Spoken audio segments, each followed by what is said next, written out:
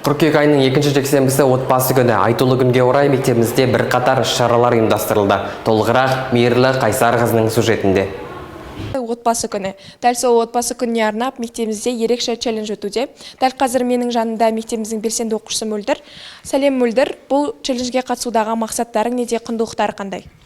Бұл челленджге қатысып жатқан себебіміз отбасы біздің өміріміздегі маңызды адамдар болғандықтан біз бұл челленджге қатысамыз деп шештік. Және құндылықтарға келетін болсақ, отбасыны қадірлеу, құрметтеу.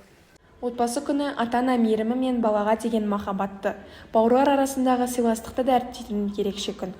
Мектебімізде де аталмыш мерекеге орай түрлі шаралар ұйымдастырылды.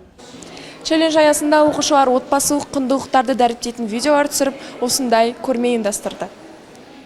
Отбасы құндылықтарын мектепте дәріптеу аса маңызды дейді тәжірибелі ұстаз. Ең бірінші ана мен әкенің бір-біріне сыйластығы.